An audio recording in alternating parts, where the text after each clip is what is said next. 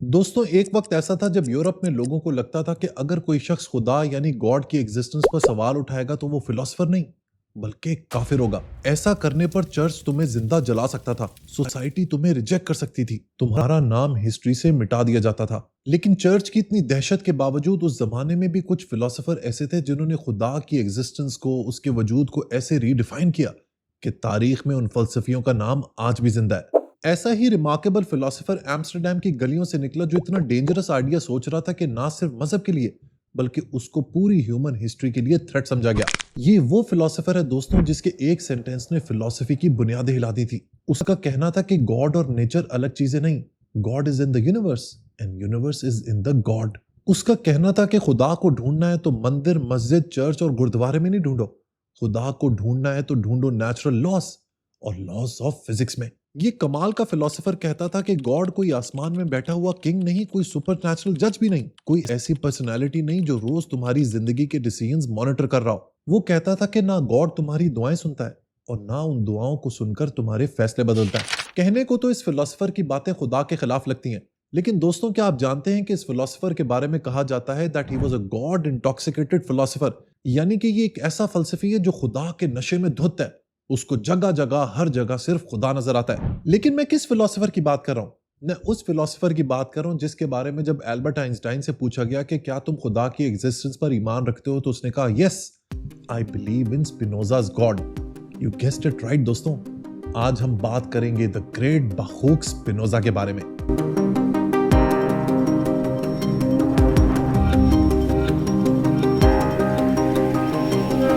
Spinoza 1632 में Amsterdam में पैदा हुआ। उसका ताल्लुक एक यहूदी यानी जूइश फैमिली से था, लेकिन बचपन से ही उसके अंदर एक डेंजरस क्यूरियोसिटी थी। वो सिर्फ बिलीफ इनहेरिट नहीं करना चाहता था, वो इस सारे बिलीफ सिस्टम को डीपली समझना चाहता था। ये वो दौर था दोस्तों जब यूरोप में चर्च का शदीद गलबा था। इनफैक्ट यूरोप का सबसे बड़ा फ्यूडल चर्च ही था। किसी की जुर्रत नहीं थी कि पादरी या चर्च की टीचिंग्स के खिलाफ बात कर सके। जो भी चर्च के खिलाफ बात करता उसे जला दिया जाता, मार दिया जाता, उसके ऊपर ब्लास्फेमी के इल्जाम लगा दिए जाते। लेकिन स्पिनोजा ने मजहब के लिटरल इंटरप्रिटेशंस पर सवाल उठाए, मिरेकल्स यानी मौजज़ों पर सवाल उठाए, फ्री विल पर सवाल उठाए। उसने हर उस बिलीफ सिस्टम को चैलेंज किया जो उस वक्त प्रिवेलेंट था। इस आउटरेजियस सोच का नतीजा ये निकला कि उसे ज्यूइश कम्युनिटी से एक्सकम्युनिकेट कर दिया गया। उस पर लानत भेजी गई, लोगों को कहा गया कि उससे बात मत करो, उसके पास मत जाओ, उसकी किताबों को मत पढ़ो। इमेजिन पूरी सोसाइटी तुम्हें रिजेक्ट कर दे सिर्फ इस जुर्म के लिए कि तुमने सोचने की जुर्रत की। लेकिन स्पिनोजा नहीं रुका। उसने तन्हाई में बैठकर एक ऐसी फिलॉसफी लिखी जिसका असर आज भी मॉडर्न साइंस, साइकोलॉजी और स्पिरिचुअलिटी में नजर आता है। My dear book buddy, Spinoza ने अपनी फिलॉसफी तो जारी रखी, लेकिन जो उसकी ग्राउंड ब्रेकिंग बुक है एथिक्स, वो उसकी मौत के बाद उसके दोस्तों ने पब्लिश की। ये किताब जानबूझ के स्पिनोजा की जिंदगी में पब्लिश नहीं हुई क्योंकि इसका रिजल्ट सिर्फ मौत होता। एथिक्स से पहले स्पिनोजा ने एक किताब एनोनिमसली पब्लिश की थी जिसका टाइटल था थियोलॉजिकल पॉलिटिकल ट्रीटिस। इस किताब को इमीडिएटली ब्लास्फेमस कहा गया और डेंजरस कहा गया। बहुत से लोगों ने कहा it's a book forged in hell. लेकिन दोस्तों, गॉड को लेके स्पिनोजा के वो कौन से आइडियाज थे जो इतने ज्यादा कंट्रोवर्शियल थे और डिबेटेबल थे? आज की वीडियो में हम इन्हीं ख्यालात के ऊपर बात करेंगे। देखें दोस्तों, जो अब्राहमिक रिलीजन्स हैं जैसे कि जुडाइज्म, क्रिश्चियनिटी और इस्लाम, वो कहीं ना कहीं गॉड को एक ही तरह देखते हैं। इन रिलीजन्स के मुताबिक खुदा एक ऐसी हस्ती है जो पनिश करता है, रिवॉर्ड देता है, मिरेकल्स करता है और इस पूरी कायनात को बाहर से कंट्रोल करता है। स्पिनोजा ने इसी कोर आइडिया को चैलेंज किया। उसने कहा ऐसा बिल्कुल नहीं है। उसके नजदीक गॉड यूनिवर्स से बाहर नहीं था, कोई ट्रांसेंडेंटल फोर्स नहीं था, बल्कि गॉड ही यूनिवर्स है। स्पिनोजा कहता था कि जब तुम नेचर को देखते हो, फिजिक्स की लॉज को देखते हो, गैलेक्सीज को देखते हो, ह्यूमन इमोशंस को देखते हो, तो तुम दरअसल गॉड को ही देख रहे होते हो। खुदा कोई ह्यूमन लाइक क्रिएचर नहीं जो आसमानों के परे बैठा हुआ है, बल्कि खुदा एग्जिस्टेंस का इन्फिनिट सिस्टम है। स्पिनोजा के आइडिया ऑफ गॉड को सही तरीके से समझने के लिए हमें थोड़ा सा पीछे जाना पड़ेगा towards the father of modern philosophy, यानी कि डेकार्ट की तरफ।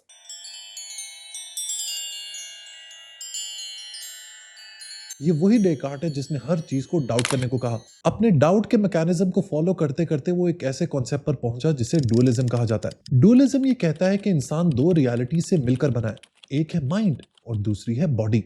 माइंड का एट्रीब्यूट या उसकी खूबी है थॉट, जो कि इमटेरियल है, यानी कि आप उसे छू नहीं सकते। मतलब ये कि हमारी जो सोच है वो कोई स्पेस टाइम ऑक्यूपाई नहीं करती और ना ही इसका कोई फिजिकल वजूद है। दूसरी तरफ बॉडी का एट्रीब्यूट हो गया एक्सटेंशन, एक्सटेंशन से मुराद है मैटर यानी मादे की, यानी हर वो चीज जो स्पेस टाइम ऑक्युपाई कर सकती है और जिसे हम मेजर कर सकते हैं। डेकार्ट की सोच के मुताबिक इंसान इन्हीं दो रियलिटी से मिलकर बना है, यानी कि माइंड एंड बॉडी।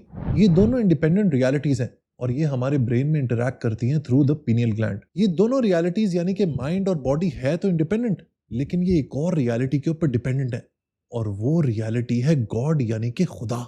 डेकार्ट का जो खुदा है ना वो ट्रांसेंडेंटल है, यानी कि वो एक ऐसी हस्ती है जो इस कायनात के बाहर से ऑपरेट करती है, यानी कि खुदा एक ऐसा क्रिएटर है जिसने दुनिया के बाहर बैठकर इस दुनिया को क्रिएट किया है। डेकार्ट का ये जो आइडिया है ये बाइबल में जो खुदा का कॉन्सेप्ट है इससे बहुत मिलता जुलता है। डेकार्ट के इसी खुदा के आइडिया को स्पिनोजा ने चैलेंज किया। उसने कहा कि रियलिटी दो नहीं, रियलिटी सिर्फ एक है और वो रियलिटी है खुदा।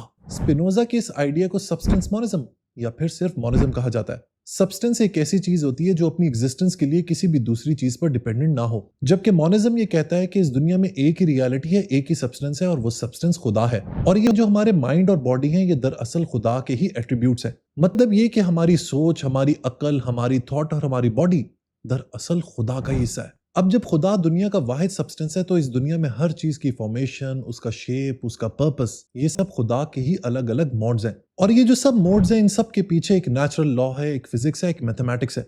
स्पिनोजा के मुताबिक ये नेचुरल लॉ ही दरअसल खुदा है। Everything in this world is a modification of God. Spinoza के ये जो आइडियाज थे खुदा को लेकर ये चर्च को बिल्कुल पसंद नहीं थे। उसकी वजह यह थी कि चर्च का कहना यह था कि खुदा स्पिरिचुअल है, रूहानी है, जबकि स्पिनोजा कहता था कि खुदा स्पिरिचुअल नहीं बल्कि मटेरियल है। इसकी वजह यह थी कि स्पिनोजा का कहना था कि इस दुनिया में हर चीज खुदा के सब्सटेंस से ही बनी है और कोई भी स्पिरिचुअल चीज मटेरियल चीज को वजूद में नहीं ला सकती, लिहाजा खुदा स्पिरिचुअल नहीं बल्कि मटेरियल है। स्पिनोजा पर्सनल गॉड के आइडिया के भी खिलाफ था, जो ना सिर्फ उस वक्त चर्च को बुरा लगता था बल्कि आज भी ये कॉन्सेप्ट लोगों को डिस्टर्ब करता है। जो लोग भी रिलीजियस होते हैं, मजहबी होते हैं, वो ज्यादातर पर्सनल गॉड के आइडिया के ऊपर ही ईमान रखते हैं।